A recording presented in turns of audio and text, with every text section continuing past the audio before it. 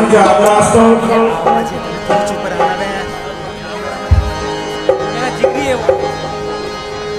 जे गाणं मी याच्या आधी गायलं हिंदीमधून, ते गाणं परत गाण्यासाठी लोकांनी आग्रह केलेला आहे आणि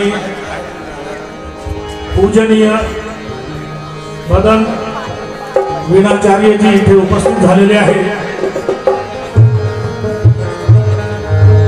आणि वंदे लामाजी पण 5-10 मिनिटात इथे उपस्थित होत आहेत। सुरेश ससाईजी दीक्षाभूमीवर आलेले आहेत, ते पण 10-15 मिनिटात इथे उपस्थित होत आहेत। तोपर्यंत पण परत तेच गाणं ते नंतर गातो मी। आधी एक मुखडा आणि एक ध्रुवपद नवीन गाण्याचा ऐकवतो, त्यानंतर हिंदीतून ते गाणं जे मी आता ह्याच्या आधी गायलं लेकर ही रहेंगे हम, ते नंतर सादर करतो। आधी मराठीत करता तुम्ही आंदोलने मरता कितीतरी,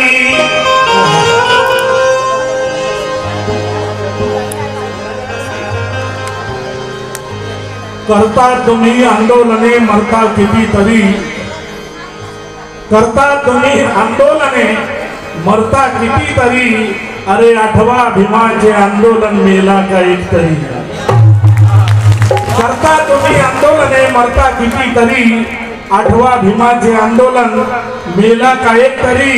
लय झाले भाषणे मोर्चे निदर्शने, पण चळवळ भीमाची रेटणारा दिसला ना आजवरी।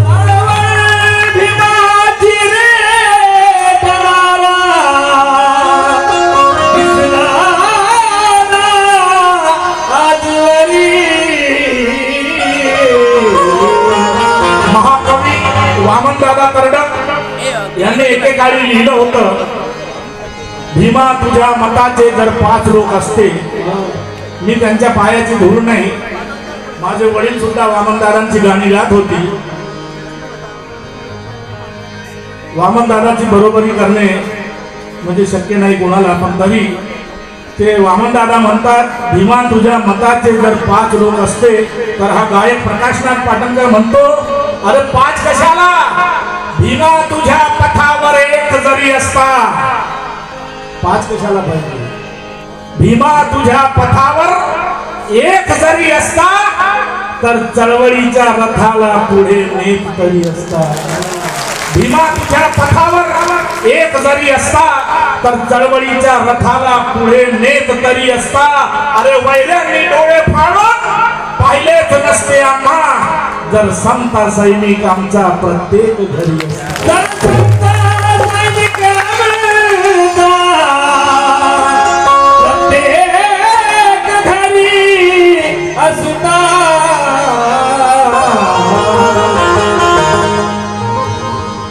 बघा एकदम नवीन विषय लिहिला होता मी, तुम्ही युट्यूबवर ऐकलं असेल। 22 जानेवारी 2024 ला भारताचे प्रधानमंत्री नरेंद्र मोदीजी यांनी राम मंदिराचं उद्घाटन केलं होतं।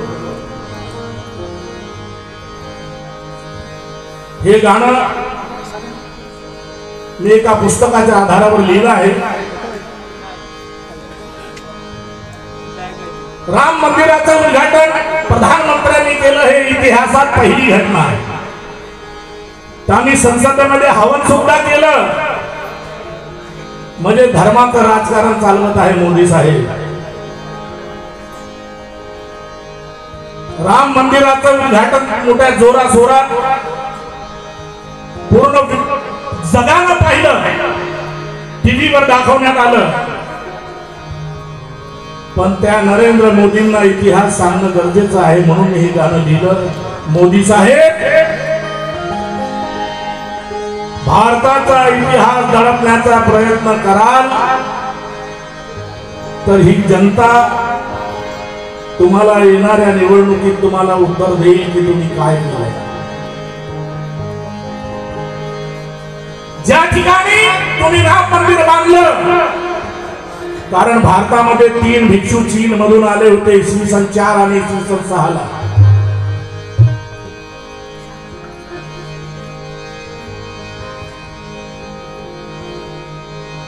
प्राचीन बौद्ध संस्कृतीचा अभ्यास करण्यासाठी ते 3 भिक्षू आले होते.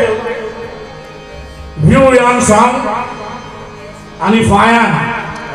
जे त्यांनी पाहिलं डोळ्यांनी, जे त्यांना दिसलं ते पुस्तकात नमूद केलं आणि त्या पुस्तकाच्या आधारावर ब्रिटिशांनी, त्या काळी ब्रिटिशाचं राज्य होतं, सन 1900 मध्ये ब्रिटिशांनी उत्खनन केलं. ज्याला हे मथुरा म्हणतात ते मठोरा आहे. मठोरा अयोध्येचं पण उत्खनन करण्यात आलं. तेव्हा माहित पडलं की ती साकेत नगरी होती बुद्धकालीन आणि तिथे भगवान बुद्धाचा दंत धातू, जिथे ह्यांनी रामाची मूर्ती ठेवली, ज्या ठिकाणी राम मंदिर बांधलं तिथे बुद्धाचा दंत धातू होता आहे. आणि म्हणून त्या मोदी साहेबांना सांगलाय, मोदी साहेब इतिहास दडपण्याचा प्रयत्न करू नका. हा गायक प्रकाशनाथ पाटणकर आपल्या गाण्यातून तुम्हाला चेतावणी देत आहे. काय अरे सनातनाने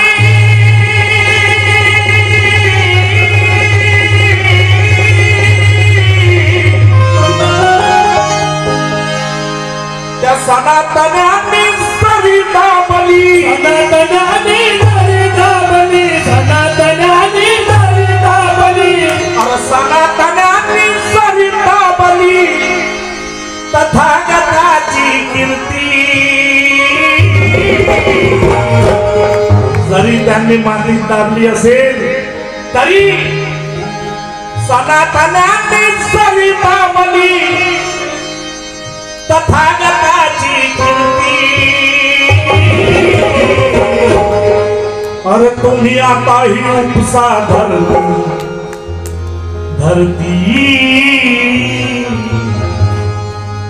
जातीवादी सरकारला सांगणं आहे, सनातनाने सरिता बली, तथागताची कीर्ती. आता ही उपसा धरती, तुम्ही आता ही उपसा धरती, तरी बुद्धच येईल.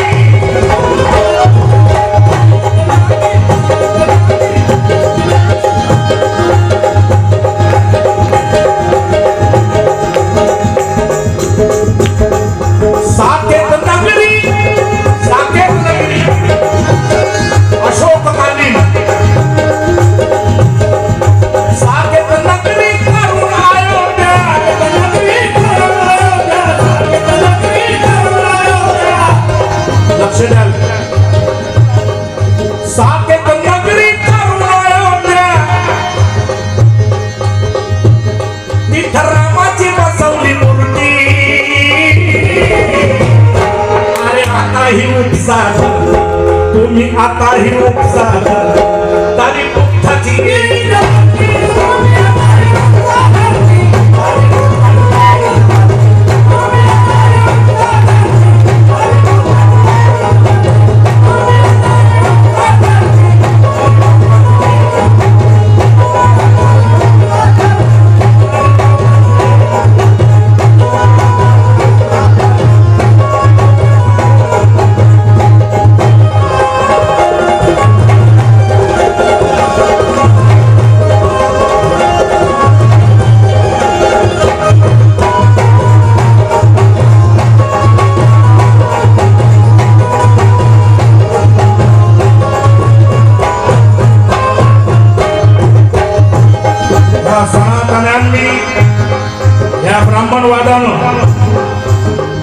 तथागताचा धम्म नष्ट करण्यासाठी भिक्षू संघात प्रवेश केला।